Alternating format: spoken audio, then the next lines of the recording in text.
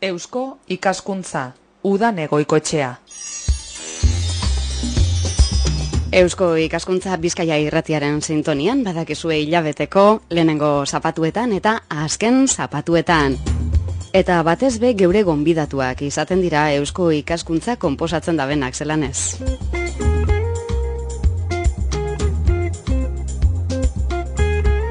Gaur datorkigunea ezagutuko dugu hobeto. Horretarako geure artera 3 gonbidatu etorri dira. Amaia Nauzia Eusko ikaskuntzako gazteria sailetik dator. Jone Goirigolzarrek 27 urte daukaz, bizkaitarra da, soziologia eta zientzia politikoak ikasitakoa, edo eta gizarte eta kultura antropologia. Horrez gainera, Deustuko Unibertsitatean irakaslea da, eta ikerlaria, gaur geure gonbidatua. Eta 3. nor da, bai Iban Galletebeitea. Politika eta administrazio zientzietan lizentziatua da. Eta masterren zerrendan, baten bat aitatzearen segero berari itaunduko deutzagu, parte hartzea eta komunidade garapena,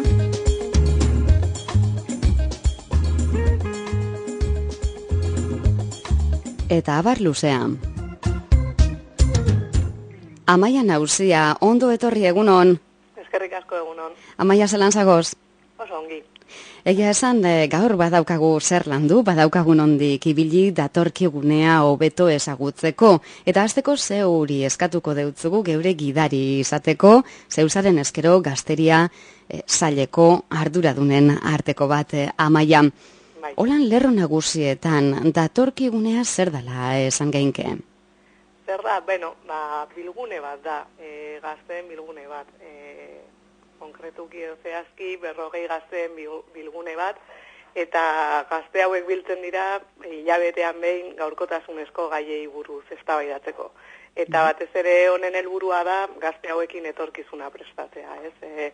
Gai hoiei buruz eztabaidatzea, baina baita ere hausnarketa bat egitea, baina baita ere proposamenak egitea. Aurtengoa 2. ekitaldia da. Bai, aurtengoa 2. edizioa, pasaren urtean estrenatu ginen, eta aurten ja esperientzia pixka gehiagorekin gabiltza. Eta igaz, solan memoria apur bat freskatzeko eta datorkigunea hobeto ezagutzen hasteko, zer landu zenduen, Amaia? Bai, lehenengo gai izan zen parte hartzearena. Azken finean hau bilgune parte hartzaile bat da, edo hori bintzat nahi dugu lortu, parte hartzea bultzatea gazteen artean, eta horregatik iruditu zitzaigun gai hori funtsezkoa zela hasteko, ez? Eta gai hori lantzea eta aztertzea, nola parte hartzen ari garen gazteo gure gizartean eta zer egin dezakegun parte hartze hori areagotzeko. Eta 2. gaia zehatzagoa izan zen, planteatu genuen gazteriak dituen arazo nagusien aurrean zer egin, ez? Eta arazo nagusi moduan etxe bizitza eta langabezia. Etxe bizitza eta langabezia agertzen ziren. Bai. Eta gogoratuko dugu datorkigunea hobeto ezagutzeko, interneten esate baterako informazio asko aurkituko dugula horren inguruan. Baina txostenak asko irakatsiko deusku, ez? Argitaratuta daukazue.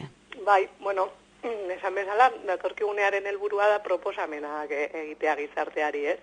Eta proposamen guzti horiek jasotzen ditugu txosten batetan. Gai bakoitzaren amaieran, txosten bat argitaratzen dugu gure webgunean, eta pasaren urtean parte hartzearen txosten argitaratu genuen gure webgunean, eta orain dela gutxi, 2. gaiaren txostena, gazteak eta arazo nagusien txosten argitaratu genuen ere. Jendea ezagutzeko, Googleen datorkigunea jarriz, horre bideratzen zaitu zuzenean gure webgunera, eta hor daude ikusgai era digitalean edo formato digitalean gure txosten hauek. Amaia, uste dut, Jone Goirigolzarrik Beñonezkero ondo ezagutzen dagoela datorkigunea, ez? Bai, berak badu esperientzia, pasaren urtean parte hartu zuen gure datorkigunean, lehenengo edizioan, eta aurten ere, ausarta izan da, eta 2. aldiz errepikatu du. Jone, egunon. Egunon. Zuk badinogu Jone igazbe arte zenduan parte, ez, honetan? Bai, hau 2. urtea, bai. Ezalako esperientzia izan zen? esan nonaz, errepikatuteko horrekia nik uste dut niko zeten dauela. Esan esperientzia beratxe izen zan, jentia sano implikatu, sano interesantea, eta hori zen zara azkenean, bigarren urtea honetan bere parteako arrazoi nagusie. Etxe bizitza eta lana aitatzen izan deuzkuz lehen Amaiak eta horrexek dira zehatzago esateko txostenean jasotakoak. Hori landu eta ostean ondorio batzutara heldu zarie. Zer uste dozu honen inguruan, Jone? Bueno, lehenko tamen, nik bai gure markau hemen hori gazteak eztabaidatuten dugula gai desberdinen inguruen, eta hori gai batzuen inguruen ez dakit, apurret igual eroso sentiduten garala, eta beste batzuen inguruen aputzu bek aldute hau. Eta izetez bigarren gai hau izen zen aputzu bet bere bai parte hartzaileen artean apurbet bain seguridade handiena sortu ebana zekaro. Ze proposamenein norberak ez dakinean zan ondo, zeintzut irezen apurbet hori euke genduen Amaia bere aputzu desesperate bizaz kontzaten, baina hausnartu, ez da zuela hemen soluziorik biletu behar, zure zer uste zu, eta bueno, nik uste dute gai honetan bere bai apurret hori galduta ibili ginen da, bazganduelako jakin benetan, igual ikuspuntu global horretatik zelako proposamena planteau, eta sarritan bere bai kontraesankorra behizen ginez.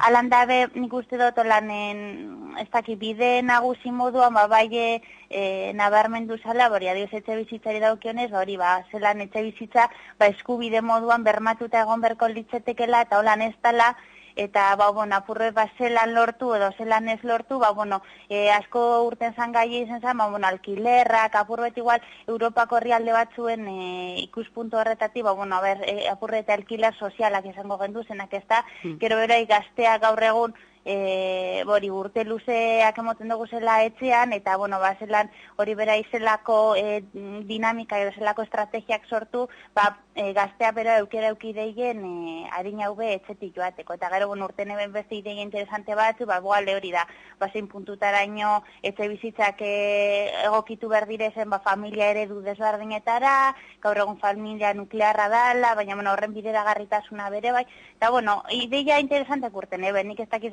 puntutaraino aplikagarriek gaur egun dekogun egoeran, baina Eta lanaren inguruan, Jone? Lanan inguren egizan, lana hori, arazo nagusi moduan urten zan, azken batean gazteak aralako, eta batzuk bai gabiz lania, baina bestetzuk ez, eta horre sortzen zan hori, larritasun handiena zan, hori, ez da gaur egungo prekariotasunez, eta igual lanean baina basano epe laburreko ikuspuntu horregaz, eta zelan hori, apurbete paradigma aldaketa hori, ez da igual gure gurasoa bere lanian hasi eta apurbet ikuspuntu hori luzerako perspektiba hori aukera aukieben, ez da lan bat hartu eta lan horretan jarrituteko abizi guztien, eta gaur egun gure kasu ez da lan, ez da zelan geure burua bere egokitu aldaketa horretara eta prestegon bere aldatuteko, eta gero gutako askori pasetan jakuna, hogeta neikotxuek pasaute eta beka batetik bestera, eta dan alako, ez da. Orduan, apurbet iguale prestakuntzari garrantzia emoten etola, baina gero bere bai intentetan saiatuten ikustean, zelan egokitu gaiteke esan, gaur egun prekariotasun egoera horretara, eta zelan inaurre horreri. Eta Amaiak ze uste da honetaz danotaz, Amaia, esaten izan dau, hausnartu egin behar dozuela, esaten zenduala. Bai, ez, gertatzen zaiena askotan da, eta batez ere horrelako gaiak planteatzen zaizkienean, horren gai zehatzak edo eta hundiak ere izan da eta zaintasunekoak pixka agian beldurtzen direla, ez? Eta guk esaten diegu, guk ohartzen garazu ezatela dituak gai hauetan, eta ez dugu ere hori nahi, guk nahi dugu zuen iritzi pertsonala eta guztien arteko iritzi ezberdina jasoz, zerbait amankomuna eraiki. Eta Jonek esaten duen moduan, batzutan kontradizioak sortzen ziren, baina, gertatzen zaiguna ere askotan lurralde honetan eta orokorrean, ez daukagula eztabaidatzeko kulturarik edo ohiturarik. Batzutan eztabaidatzen dugu arrazoia edukitzeko, eta hori pixkat galdu behar dugu eta ikasi edo ez dela inbeste irabaztea, baizik eta zerbait eraikitzea guztien artean. Eta nik uste dut hori ikasi zutela, eta hasieran Jonek esaten duen moduan, pixka galdutak zebiltzan gai honetan, nik uste dut proposamen interesgarriak sortu zirela. Igual Joneren ikuspuntutik nola barruan egon zen sartuta, ez dauka kontzientzia hori, baina kanpotik, dinamizatzen genbiltzenen artean hori ohartzen ginen, sortzen zirela ere proposamen interesgarriak, bai. Bai, eztabaidatzea berez hori da, ez? Argumentuen trukea litzateke. Aurtengo datorkigunean horretarako asmoa daukazue, Amaia? Bai, guk gure helburua da metodologia hori zaintzea, seguretzat gure aberastasuna da metodologia parte hartzailea da bultzatzen dugula, gure bileretan, eta gure asmoa bai hori da, hausnartzea gazteekin, baina baita ere proposamenak egitea, eta zeo zer eraikitzea guztien artean. Gazteekin dinozu, zenbat gazterekin? 40 gazte dira urtero, zen urtean 38-40 inguru ibili ziren, aurten ere 40 dira, eta, haien artean, gure helburua izan zen hasieratik, disiplina aniztasuna egotea, ez? Lurralde aniztasuna dago ere, 7 lurraldetako gazteak dira, 18-30 urte bitartekoak, euskaldunak, ze bilerak euskaraz egiten ditugu, eta hori da, batez ere aniztasuna eta parte hartzaileak izatea, hori da gure helburua, eta aukeraketa egiten dugunean, horretan fijatzen gara, ez? Gaztea, pixka salsero izatea, parte hartzailea, eta hitz egiteko gogoak izatea, eta nik uste taldea ederra dela, eta hori lortzen dugula azkenean. Iban Gallete beitea, egunon. Iban, zelan zagoz? Ondo, primeran. Bai, zu barria zara honetan. Bai. Barria. Egiz esanez, horren besteko barrizaz, hasikerako proiektuaren berri eukine banean, egine bane lehenengoko datorkiguneko elkarrezketa saioa bai, eta, kandidatuen edo zerrenda horretan, zerrendan egon zara. Hori da, baina estatu batuetara joan behar izan nintzen, hori lehen jonek ondo aipatze ban moduan, gure gazte honegoera nahiko dinamikoa eta prekario dan einean, han eukine ban aukera, beka baten bidez, bertan doktoregoa egiteko. Renon? Hori da, eta ara joan nintzen, ez? Eta gelditu jaten arantza hori, pasan urtean, baneukalako gogoa, parte hartzeari begira, eta disiplina arteko tasuna, gazte desberdina, kanistasuna eta bar, aurkitzeko ilusio bat, eta, horrekin topo egin dut, eta oso posik datorkigunean egoteaz. Esaten esan dugu atarian, Iban, hementxe badaukazulazuk, egia esan zerrenda luzea da, berez lizentziatua politika eta administrazio zientzietan lizentziatua zara, baina masterrak bat baino gehiago daukazuz, bat okerre espanabil martxan, oraintxe bagazagoz masterren bat egiten? Bai, orain momentuan, bi master nago egiten, bat euskal nazionalismoari buruzkoa, usteot gaur egunean ematen diren reformulazio guztia, gure euskal komunitatearen txapa ikaragarrizko garrantzia dutela. Euskal nazionalismo 21. mendean. Hori da, ez da folklorea, ez da historia bakarrik, baizik eta eguneratua, eta ez gara gelditzen klasikoa direne autoretan, baizik hori da, 21. mendeko. Da gero nabil, hori, usteot beste gakoetariko bat dela gure gizartearen zat, berrikuntza deitzen hori mantra moduan saldu dena, baina berez, ez dena olako mantra, aterrizatu daiteken kontzeptua dela, eta nabil jakintzaren kudeaketa eta berrikuntza izeneko masterra egiten. Eta parte hartzeaz eta komunidade garapenaz beba daukazu bat eginda? Bai, hori egin eban ondala 3 urte, eta gero aparte tutore izateko aukera izan nuen, master horretako praktikak tutorizatzeko, eta, esperientzia oso interesgarria izan zen, eta, bagaje biak egin nituen ikasle, zein, irakasle lanet.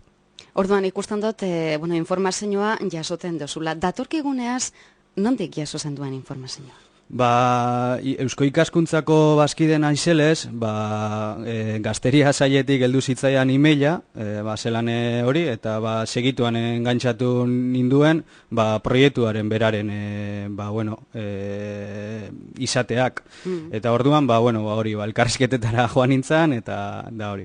Eta ja, bertan momentuan elkarrezketetan planteatzen eban, eta aurre ikusten eban, interesgarria izan zitekela, hor diasporan zehar dagoen jenteape parte hartzea, ezta? Bai. Da orain konturatu naiz, zelan hori ez nik esan ebalako, baizik eta, bueno, heldu direla hausnarketara eusko ikaskuntzan ere, hori interesantea izan aldala, ezta? Eta lanean dabiz, posten hau pilo bat. Bai. Bueno, ikusten dugu oso posik eta adoretsu, honetan parte hartzeko. Iban, Amaia zeugana gatoz orain. Amaia gogoratzen esan dugu atarian, Eusko Ikaskuntzeko gazteria sailetik hurbildu dala geurera, Bizkaia irratira, badakizue hilabeteko lehenengo zapatuetan, eta azken zapatuetan hor 12 inguruan jorratzen ditugu gaiak Eusko Ikaskuntzagaz. Amaia, gaiak aitatuta, zuek datorkigunean ze gai landuko dozue aurten? Bai, aurten hasiko gara pizkatola berriro ere gai orokor batekin edo filosofikoan ebalin baduzu. Berezko bizi balioak eraikitzen jarri diogu titulu moduan, eta pizkat hausnartzea gazteak eta balioen inguruan, ez?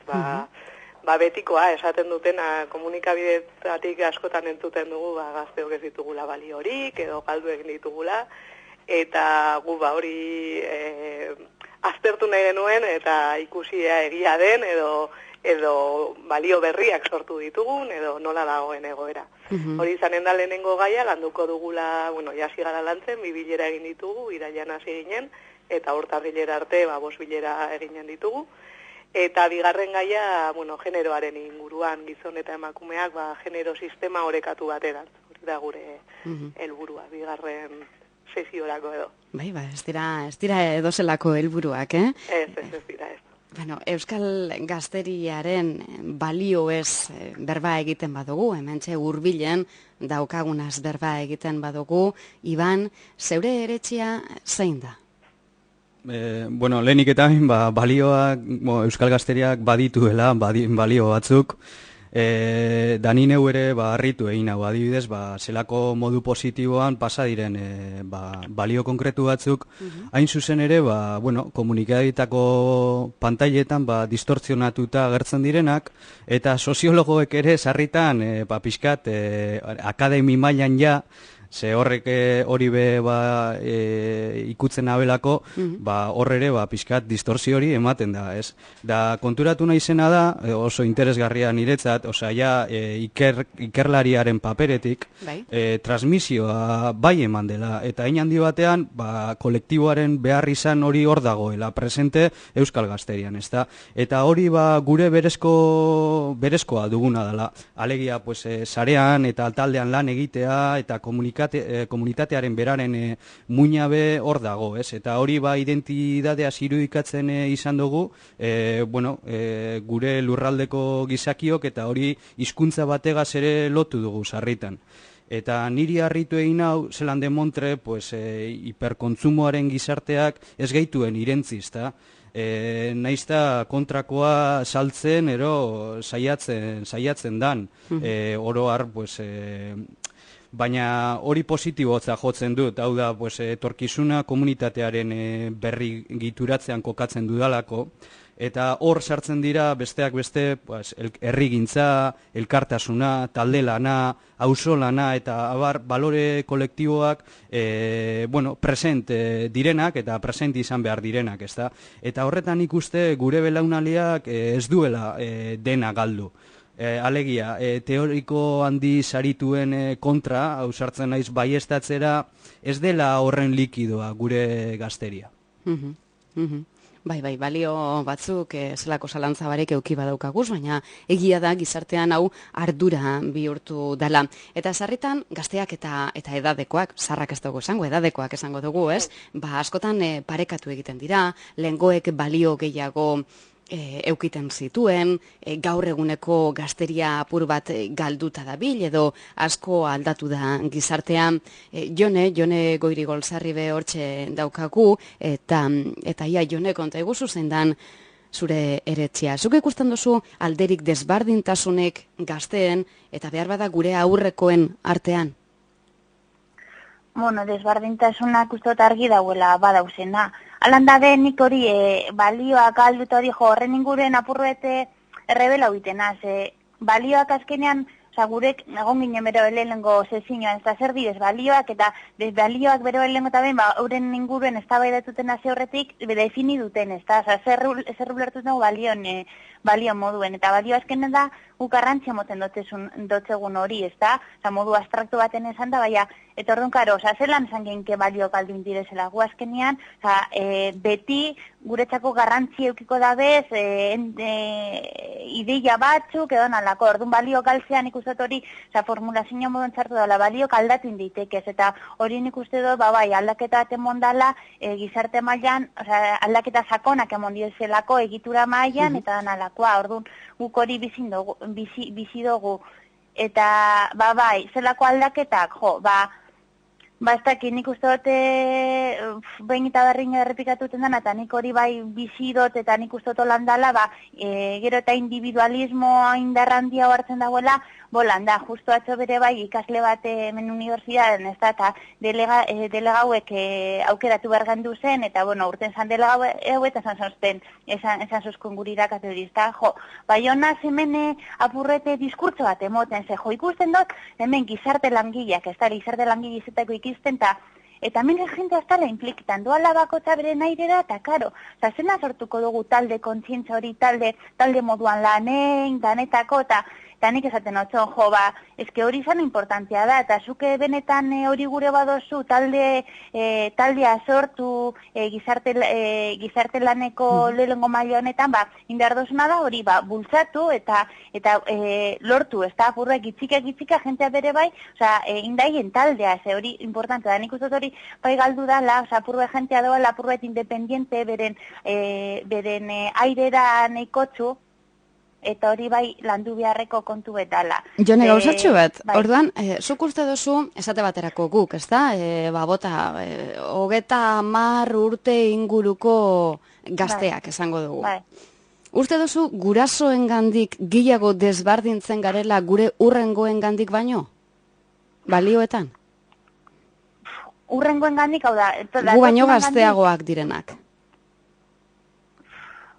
Ez nik uste dut justo gure generazioa dela aldaketa sakona bizi zen dauzena, eta orduan hori ez da egokitzapen momentu baten gauzela. Orduan gero etorkizunean zer gertatuko da, nik uste dut adibidez krisi ekonomikoak eragin nabarmen bat eukiko dauela gugan, eta purbeti gol barriro planteauko dugu zela, beste antolakuntza modu batzuk, eta horreke impacto eukiko dauela. Orduan Karo, jarraitu izango bagendun kontsumismoaren gizartan etola, zelako aldaketa mongo litzateken urrengo belaunaldietan, nik uste dut distantzia gure gurasoetatik, gure zein ganakoa itzela izango zala. Kontu eda nik uste dut gaur egun, benetan gure azkenengo hamarkadatako gizartearen dinamika ezin dugula jarraitu. Orduan, bai uste dut igol atzera buelta bat, eta atzera buelta positibo bat, gure aurreko generazioen balio importante horrek buelta bingo diezela indartzu. Eta igual bai, formulazio barri bategaz, baina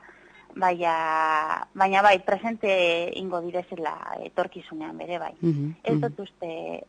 nik uste horregaz ez dakit ulertu dan, baina. Bai, ondo ulertu da, eta hurrengo batzarrerako idea batzuk badaukazu ezela be argi geratu da. Hurrengo batzarra, zera metodologia parte hartzailea aplikatuta joango danala ez, jakin gura dugu orain, Amaia.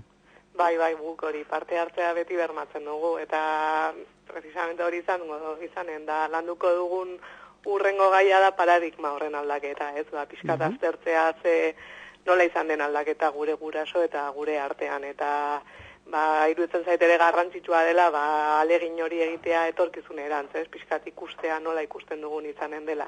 Gu horretarako metodologia aldetik beti saiatzen gara dinamikoa izatea, bilerak dinamikoak izatea, adituak ekartzen ditugu bileretara, baina, saiatzen gara ez izatea, ohiko, txapa akademikoa edo ez, aditua etortzen dela, bere itzalia ematen duela, entzulek kontsumitzen dutela, esate dutela, eta kitxoz, saiatzen gara hori adituaren hitzak entzutea, baina gero eztabaida bat piztea, eta hildo horretatik jarraitzea lanean.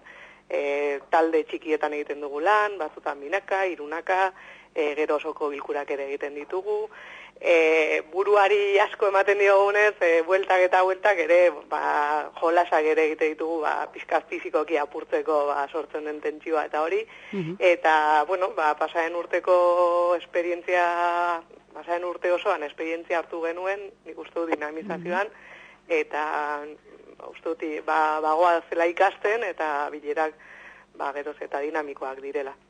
Iban, ze uste dozu honetaz, bai, dinamikoak dira, honek batzar edo bilera honek, eta zelako jentea, zelako gazteak aurkitu dozu zeure inguruan?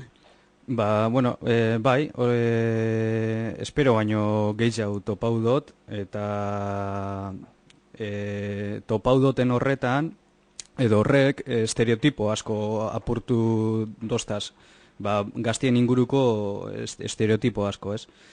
Eta batez be, da hori da, bai, deigarrez gustaten jatena, positibotza joten dutena da, etorkizun batean zikira pentsatzen da ben gaztiak direla, ez? Ametzak dituztenak, da gero ikusten duzu kaskara pixkat ikutzen hasten zara, da balore askotasko amankomunak ditugula, ez? Naizta ideologikoki desberdin pentsau, desberdin posizionau, bakoitzak bere iritzi euki, eta barrez. Da ni horretan, gustora sentitzenaz ezberdinekin. Asko betetzen abelako ezberdinen arteko elkarrizketak, eztabaidak, zein dinamike geurek, eta batez be elkarra berazte prozesu horretan, norbera ere hobeto ezagutzen da. Distortzioetatik kanpo, ez? Eta norberak ezagutzera heldu eskero usteot besteekin ere elkarrizketa errezagoa dela. Eta datorkigunea horretarako leku aparta dala iruditzen jat. Horretan, eredugarri. Gure herri txikian kontra egiten artista gara. Baina propositiborako garaian sartzen garenean, edo sartu garenian, horrela datorkigunea bezalako espazio deliberatibuak beraien garrantzia azpimarratu beharko litzateke, eta da sustatu bai. Jone, zelan ikusi zenduan igasko taldea, eta zelan ikusten dozu aurtengoa? Alderik ikusten dozu edo ez dago alderik? Egizan bai bat eta bai zebiztea zoragarrik. Aurten nipentsan ema jente gehiago jarrituko bala datorki proiektuan, azkenean 6 bakarrik jarritu dugu, eta ziren lehenko egunean putzu epenatxu egaz, eta zema jente falta da, baina gero lehenko zezinotik ja konturetu nintzen, talde hau bere bai zoragarri edala, jentia benetan implikaue, interes handikoa, bere bai maila intelektual, edo guroteza maila bat badekiena, eta nik benetan ez dakit iruditzen dazte, oine gazteren bat egongo balitze entzuten, nik benetan animako neuke, parte hartutera, nik uste dute datorkigunea dekona da, igual batuten daula jentea benetan apurroi badekona, hori, jakin gure hori, eztabaidarako behar izen hori, ordune, azkenean, zano jente baliotzue alkartuten da, eta nik izan zoratuten, bai aurrek urtean, eta bai aurten bere bai, ez dakit. Eta ikusiko dugu orain, datorkiguneak aurrera begira zer karten dauan, Amaia zuek eusko ikaskuntzatik, eta batez be gazteria sailetik suposatzen dut, honetan jarraitzeko gogoa eukiko duzuela. Bai, guretzat proiektu oso garrantzitsua da, hasieran hasi ginen pixkat hori, behar batetik sortu genuen proiektu hau, 17. kongresuan, Eusko Ikaskuntzako 17. kongresuan gazte foro bat antolatu genuen, bertan 300 gaztek parte hartu zuten, eta hor hartu ginen batzegoela behar bat, gaztek parte hartu nahi zutela, zeukatela asko esateko, eta askotan ez zutela aurkitzen nun edo nola bideratu esateko zuten hori. Eta nik uste dut proiektu hau, Ibanek esan duen moduan, beharrezkoa dela gure gizartearentzat, gazteak animatzeko hausnarketa bat egitera, baina ez baterik horretan gelditzea, ez? Gaitasun hori, proposamenak egiteko gaitasuna ere bultzatu behar dugula.